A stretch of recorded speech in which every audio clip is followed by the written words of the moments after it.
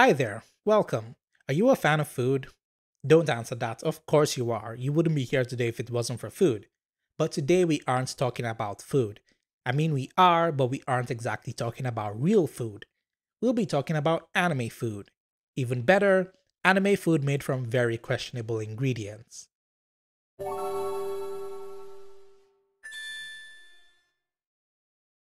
So today we'll be talking about Dungeon Meshi, as it's better known in English, Delicious in Dungeon, a series about a group of adventurers that delve into a famous and mysterious dungeon to rescue a party member of theirs. However, the biggest threat our heroes face isn't the local fauna and flora that are every bit hostile towards them, but the more primal fear of hunger. So to circumvent this, our heroes must make use of whatever they can find in the dungeon, from the local plants to the monsters they slay to make mouth-watering meals to sustain themselves as they go deeper and deeper into the dungeon. It's a great series that I can't recommend enough. However, today we aren't here for a series review or something like that. We're here to rank all the meals our heroes prepare during their delve into the dungeon. Okay, on to the criteria for ranking these meals. I'll be judging the meals presented based on 3 factors. First up is the presentation, which is basically how the meal looks and the preparation process. Second is the taste. This is based on what I think the meal's texture and taste would be like. And third are the ingredients, what ingredients were used and the process involved in gathering those ingredients. After all that, I'll give the meals a final ranking between S to D, tier list style. So without any further ado, let's get cooking. Huge Scorpion and Walking Mushroom Hot Pot. Our first monster sourced meal of the series definitely sets the bar and shows us the standard to expect moving forward with the series. It's a meal that looks rather simple but alluring. The scorpion meat leaves a strong impression, making you want to try it for yourself, and the fact that the meat looks so compact and easy to pull out gives the impression that it wouldn't be a struggle to eat. Meat aside, the rest of the dish looks really good, though I'm not a fan of the big chunks they're cutting, especially the mushroom and the tree roots, cause it gives the impression of having to take big bites out of, which looks like a hassle. The preparation process looks simple enough too, looking like your average hot pot process. Surprisingly enough, the scorpion doesn't seem as stressful to prepare as one would think. Taking the obviously poisonous parts away and you're good. For the taste, I can't help but feel like it tastes good but nothing too amazing. It seems like a pretty average meal.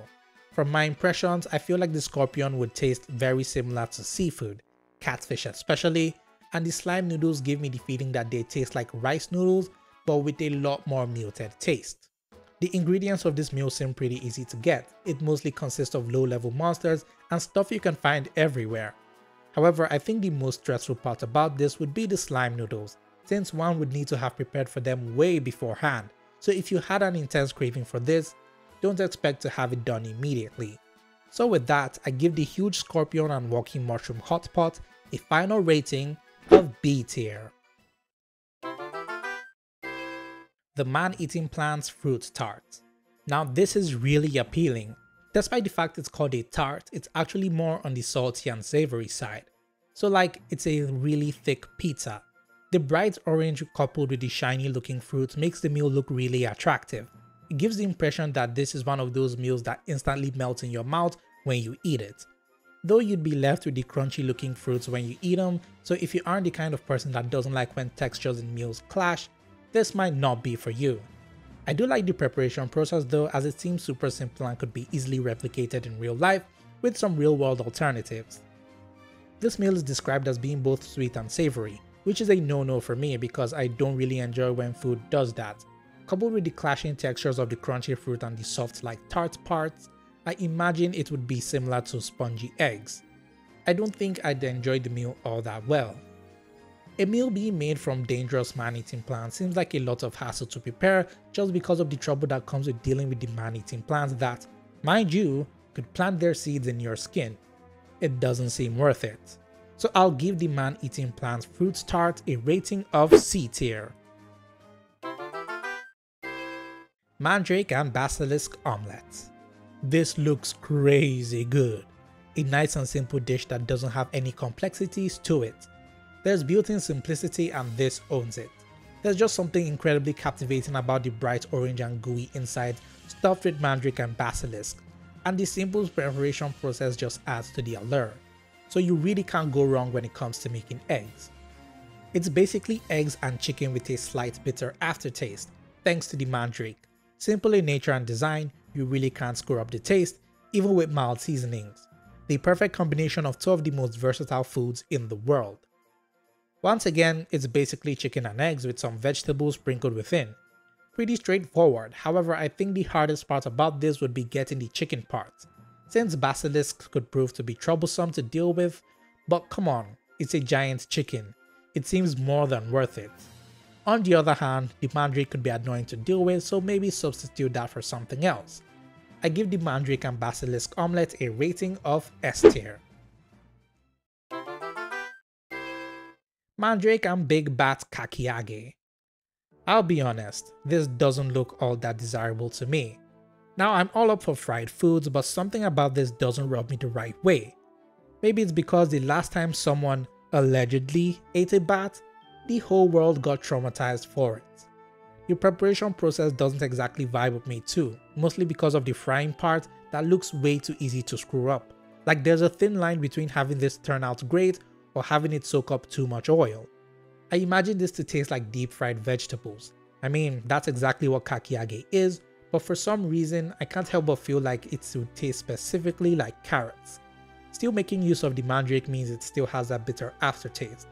I don't even want to begin to wonder what deep fried bats taste like, but I assume it splits apart very easily. It does look like a meal best served straight out of the fryer, cause any longer it just ends up turning into something akin to dry fries. Its main ingredient, having bats, is not something I like, so I wouldn't get near this meal with a 10-foot pole, so it's a huge no for me. I leave the Mandrake and Big Bat Kakiage with a rating of D tier. Dwarf style living armor stir fry with living armor soup, grilled living armor, and steam baked living armor. First off, I love how living armors are presented in this series. Revealing that it's actually a colony of mollusks caught me by surprise, and our heroes find the best way to prepare it too, taking advantage of the armor itself to cook it. This has been one of the most creative looking meals in the series so far, and it looks pretty appealing to me. I feel like this would taste pretty good, but nothing too amazing. The mollusk itself would probably taste a lot like calamari, but a lot juicier. Though I think the faint smell and taste of iron from the armor would throw a few people off and probably turn a lot of people away from it, especially if that's the case with the steam baked head that kinda tasted like mold. So unfortunately, this meal leaves a lot to be desired. But I feel out of all the dishes, the stir fry would be the best tasting. You really can't go wrong with stir fry. With the main ingredients being mollusks from living armor, it might prove tedious to take down and acquire. Plus, I don't think it'd be all that sanitary to eat organisms residing in moldy and occasionally rusty armor. So unless it's thoroughly cleaned and prepped with stuff like vinegar and salt, it'd be best to steer clear of this meal, but when prepared well, it would definitely seem worth it. So I give the living armor meals a rating of B tier. Fresh vegetable lunch from the Golem garden with stewed cabbage and turnip salad. This meal is like the most normal looking meal in the series. It's vegetables, you really can't go wrong with them. The only added bonus this meal has is the fact that it tastes even better than normal vegetables because it was sourced from golems. But it really looks like your average run-of-the-mill fantasy anime meal with huge chunks of carrots and potatoes. Also, what is with that massive cabbage? It's a simple dish, nothing too outlandish about it. I mean, it's vegetables, but with better taste. I'd gladly gobble it up if it means I get to eat vegetables. It's one of those simple meals that you can't really mess up. And with the basilisk bacon added, it makes the meal all the more tasty, so I have no doubt it'd be an enjoyable meal. Since these are vegetables gotten from Golem specifically, they'd be pretty hard to get, so it's pretty easy to substitute the ingredients for the average everyday vegetables you'd find at whatever market near you. I still feel like the vegetables are a bit too largely cut for the meal though. The fresh vegetable lunch from the Golem garden gets a rating of B tier. Freshly picked stewed cabbage with spicy chicken and stolen bread. Yet another pretty simple meal without having anything out of the ordinary used. However, the real star of this meal is the bread. I mean, just look at it. This is some damn fine bread. Might be the finest anime bread I've ever seen. This meal is especially spicy, so be warned. I personally can't handle spicy food all that well, The moment it's more than I can handle, I begin to look like I'm fighting for my life with every single bite. It's never a pretty sight, but the bread shall be my saving grace. This, like the last meal, is one that could be easily replicated since it uses pretty basic ingredients. However, I think that the fact that these were stolen makes them taste even better. So you know what to do, don't go buy them, steal them. I hear that kind of added adrenaline makes these things even better. But the bread though, because of the bread alone, I put the freshly picked stewed cabbage and spicy chicken with stolen bread at A tier. Natural and tasty treasure bug snacks. Shiny. Out of all the meals so far, this has been the one I really wanted to try out. You know that thing where you come across shiny objects like coins and rocks that they just look so appealing to you that you just want to put them in your mouth and just shuffle them around your teeth and just to feel the texture? Is that a like normal thing normal people want to do? Well, yeah, this meal hits that part of my brain that just wants to do that. And this is actually edible too. So I can't stress how much I want to try this. But it does seem like the preparation process seems kind of tedious, but definitely feels worth it. Don't let the metallic and gem-like appearance fool you. They're said to be pretty creamy with the coin bugs tasting like fish. I don't know why, but I feel like it tastes like sardines mixed with butter.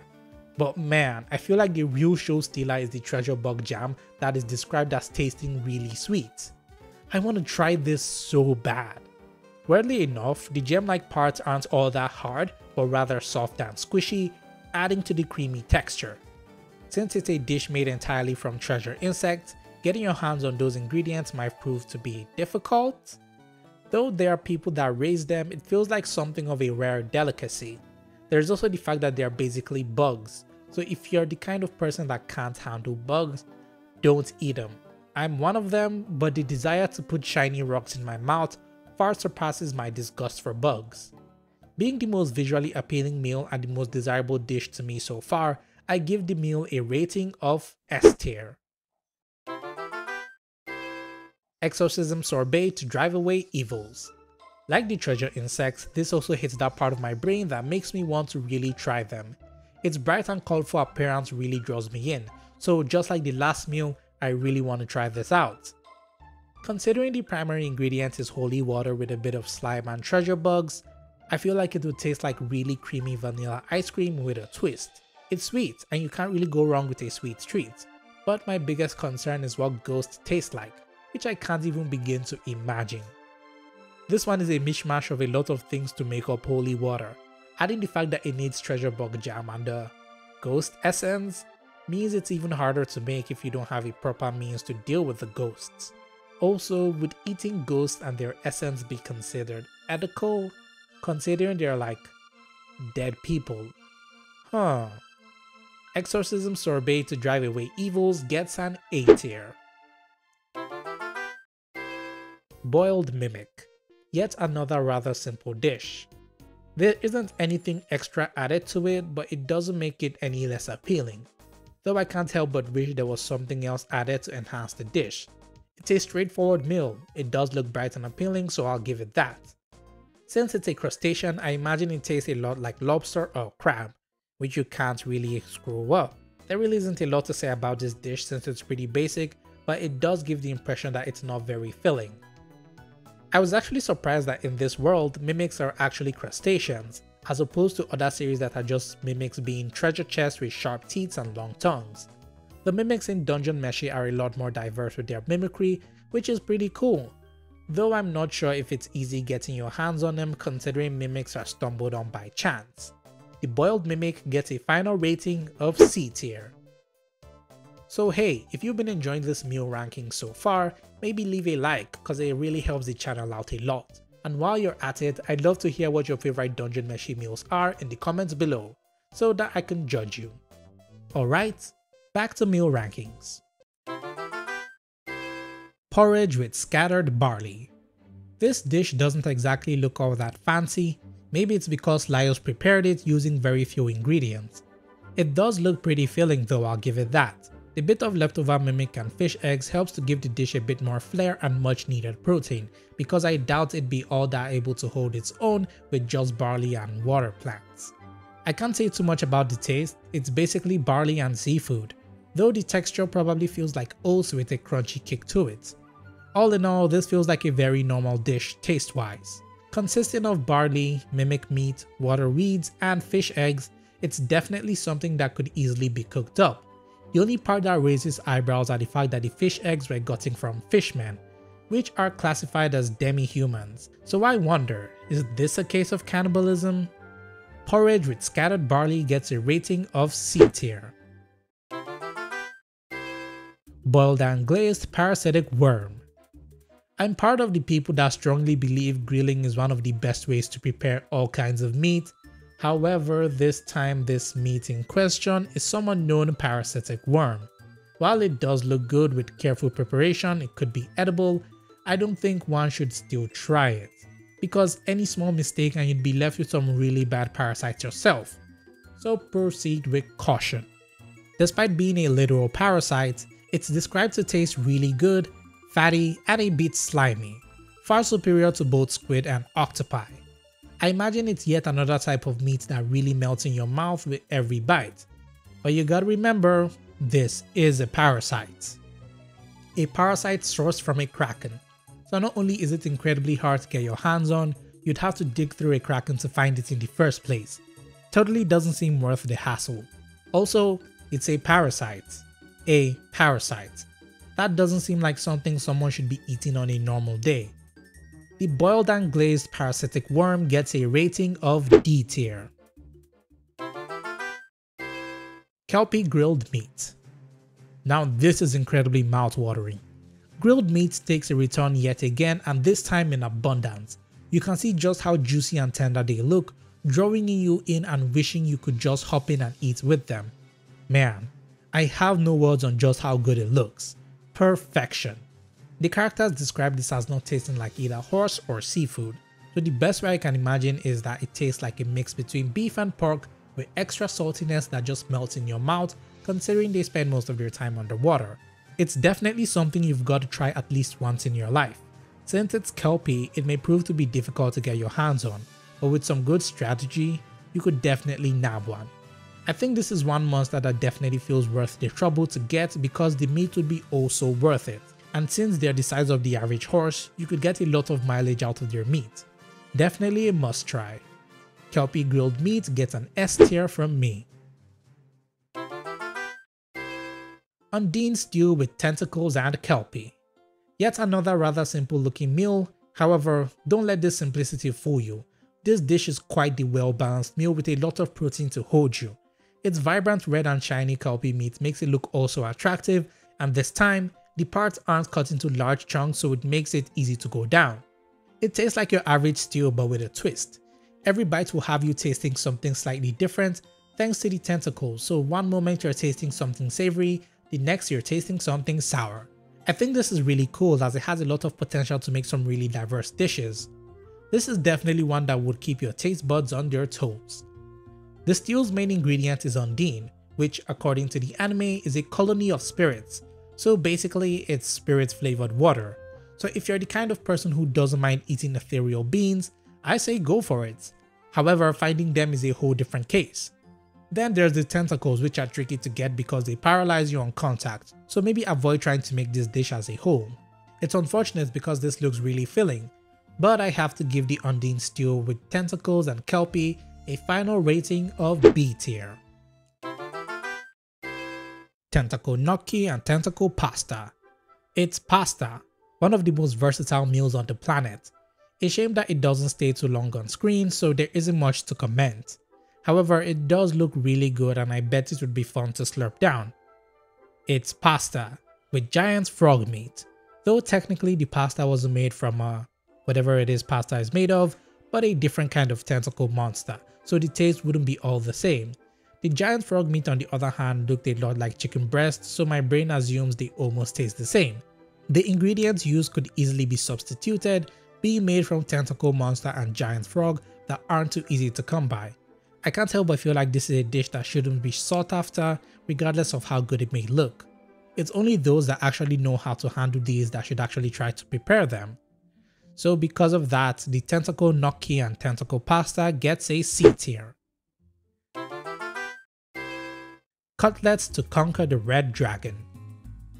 Made of more tentacle pasta and giant frog meat, you think that it tastes the same as the previous dish, but the pasta is boiled in red wine, so the taste is enhanced.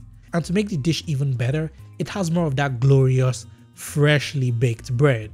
The giant frog meat is deep fried in breadcrumbs, which means it'd be extra crunchy. It's all around balanced meal that looks like it would be fun to eat. The dish is one that, while slightly similar to the previous tentacle pasta dishes, uses red wine as a base for the sauce.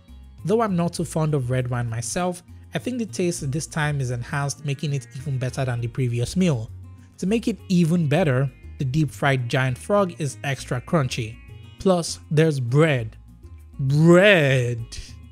I don't think I need to say too much on the ingredients since it's the same as the tentacle pasta, but with red wine. So the same difficulties involved in getting them appear here too. Also, bread. So I give the Cutlets to conquer the Red Dragon a rating of A tier. The Red Dragon Full Course Meal. Made up of the dragon tail soup, onion pizza, and roasted red dragon, this dish is the meal of legends. The bright red and juicy red dragon meat is insanely captivating. I mean, just look at it. I am drooling just gazing at it. I don't think I have any words to describe just how bad I want to eat this. It's meat roasted and prepared to perfection. This is dragon meat, something that doesn't compare to any other kind of meat. My taste buds can only scarcely guess what it tastes like, but I imagine it's very juicy despite how tough and stringy it looks. I'm actually not a big fan of tough meat because of all the chewing involved, but for dragon meat, I can make the exception. Acquiring the meat is the hardest part about this though. It's dragon. However, with careful planning, proper preparation, and a good team, taking down a dragon wouldn't be so far-fetched. The other problem involved with getting the ingredients is how careful you have to be when cutting the meat. Dragons are filled with highly flammable gas, so keeping all sorts of flames away is the best way to go. Despite the dangers involved in facing a dragon, I think the end result is way more than worth it. This is a meal of legends after all. So, to no surprise, I give the Red Dragon Full Course Meal a rating of S tier. Adventurer's Rations. This is the basic meal for adventurers, consisting of salted meat, bread, wine, nuts, and dried fruits. It's the go-to meal for adventurers. You can tell that this dish, more than anything, is a meal made with the intention of sustaining adventurers, though I can't help but wonder why wine is there. The meal consists of preserved foods. Since it's designed to be packaged and eaten over the course of an adventure expedition, it's mostly eaten for sustenance, so the taste for most of it is pretty basic. This meal makes use of the most accessible and easy to preserve foods known to man. Since it's all dried and preserved, you can pretty much eat it on the go. It's functionality over anything else. Not a lot to write about, honestly. Now I wonder why I did put it in the first place. Anyway, the Adventurer's Rations gets the final rating of C tier. Jack-o'-lantern pottage and Dryad's flower bud sauté with melted cheese. This meal looks goofy as hell. I feel like the face on the Dryad fruit is peering into my very soul, judging me. But that aside, this meal looks perfect for vegetarians.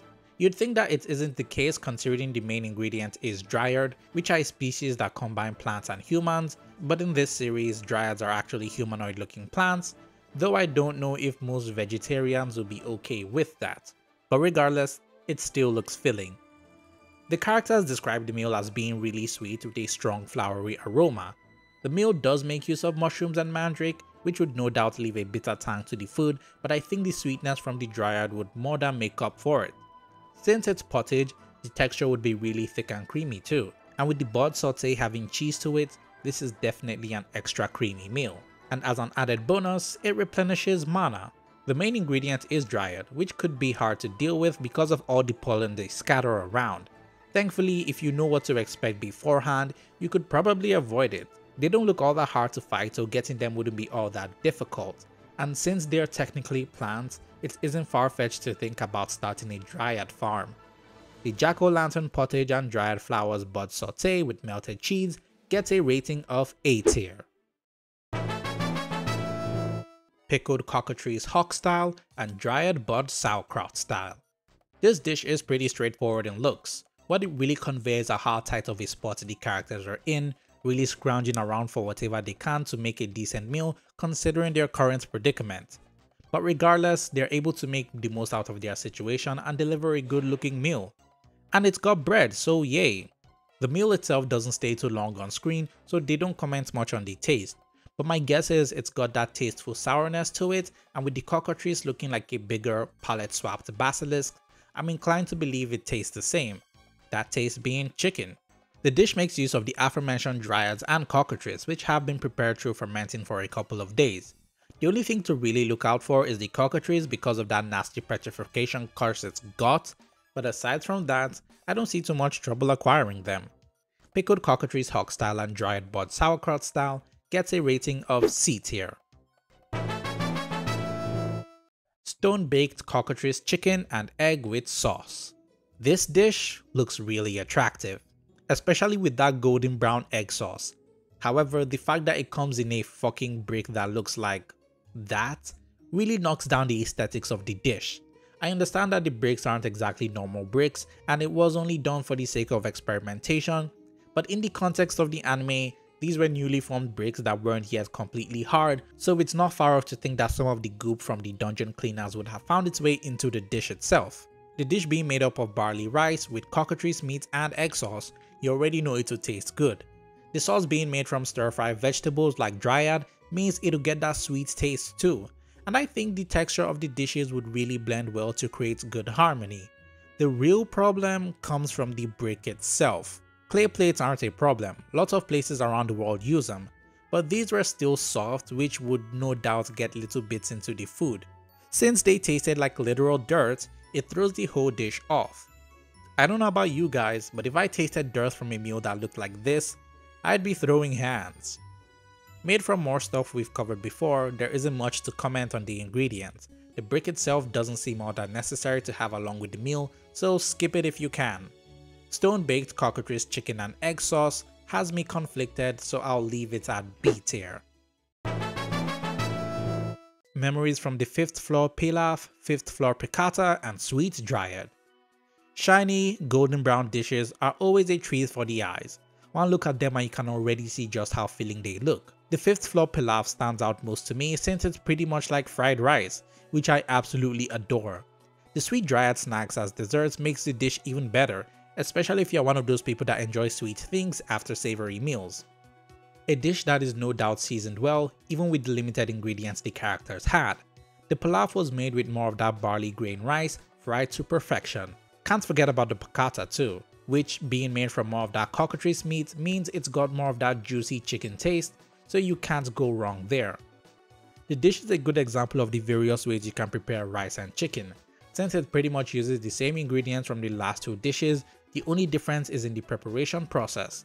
This really shows how versatile of a chef Senshi is if he can come up with different ways on the fly. If it were me, we'd be eating the same thing every day, whether you liked it or not. But yeah, this dish is a really solid one that looks really appealing to the eyes and does not slouch with taste. The dryad sweets make it even better. So I give the memories of the 5th floor pilaf, 5th floor piccata, and sweet dryad a rating of S tier.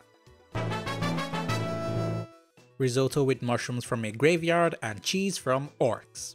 For a dish that was hastily cobbled together, making the most of the little ingredients they had left, hence lacking a lot of the flavor and typical Senshi flair, it still looks really good.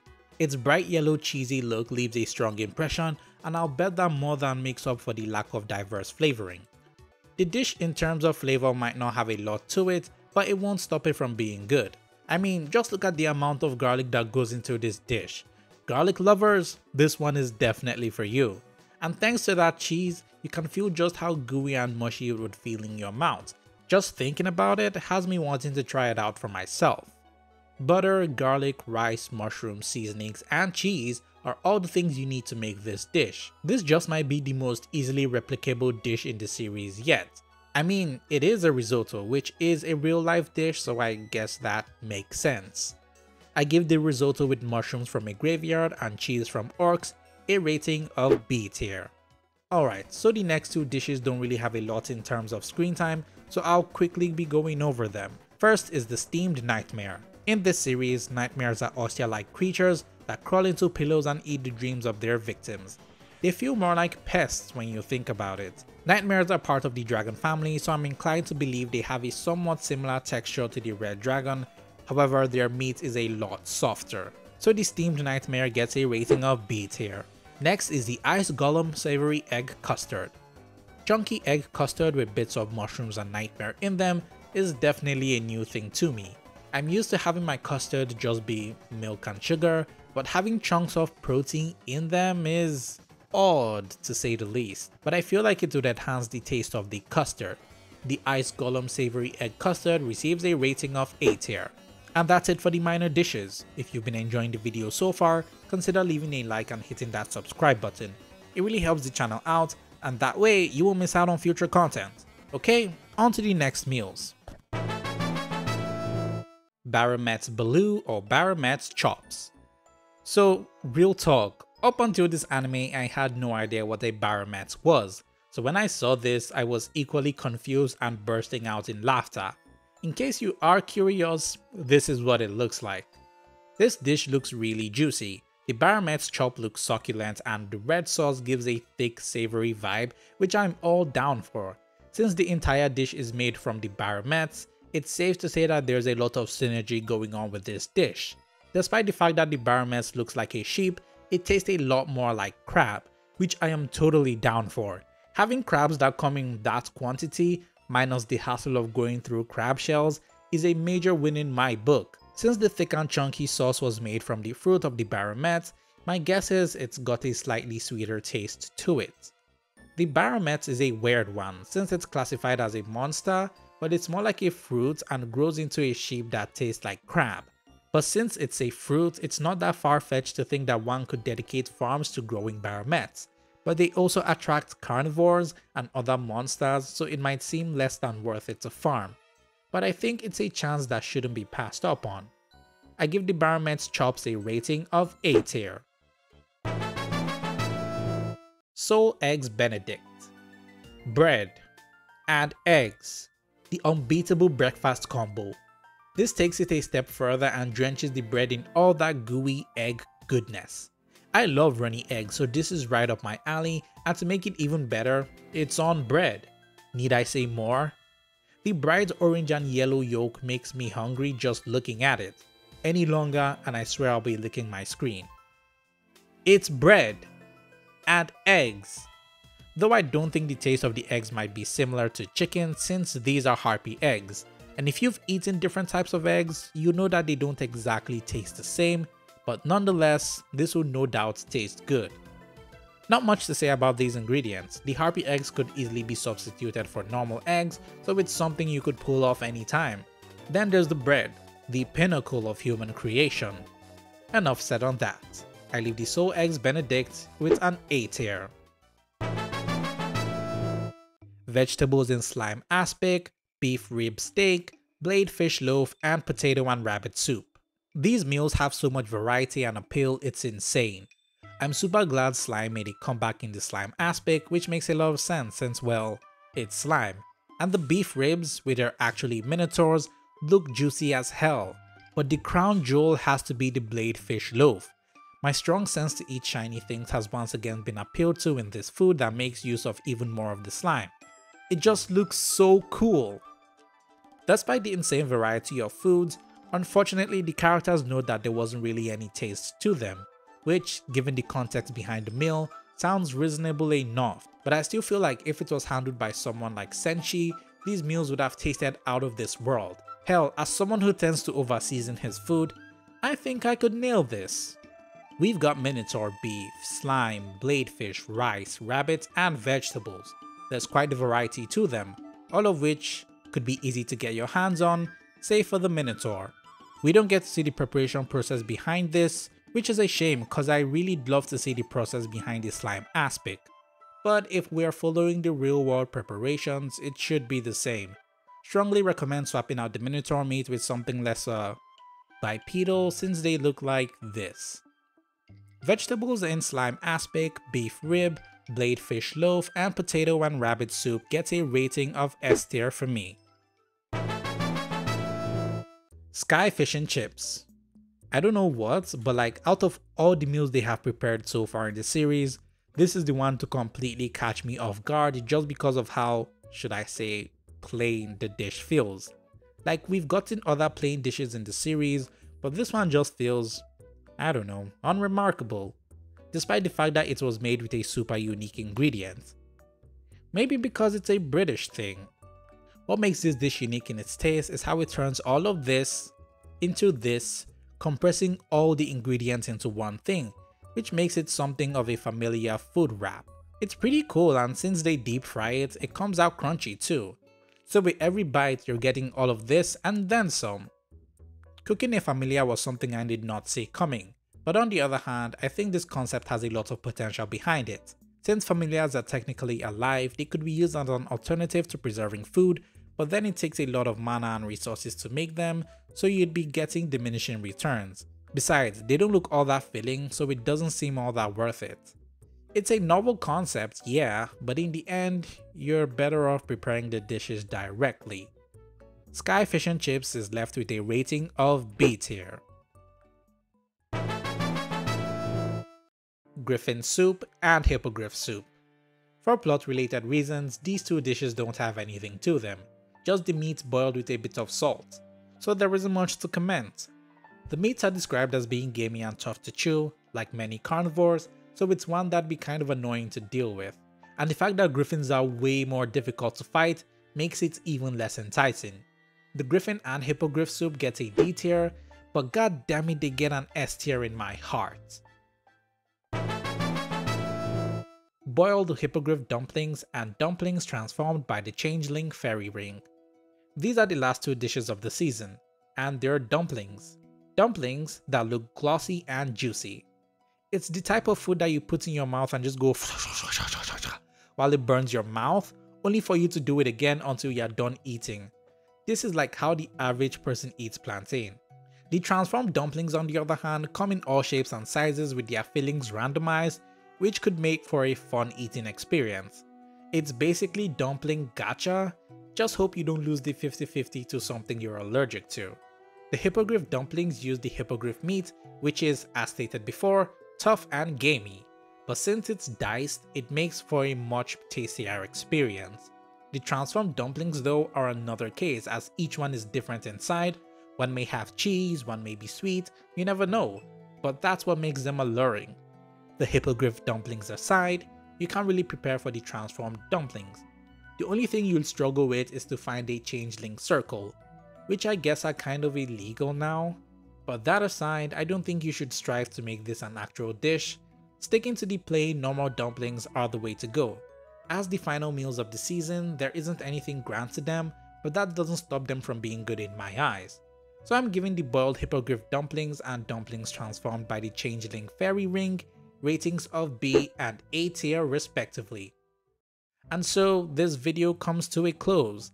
It's been a ton of fun going through all these meals and reviewing them, and it's also been fun reading all your opinions on them in the comments. So just like last time, let me know what your favorite dish was, as well as the ones that put you off.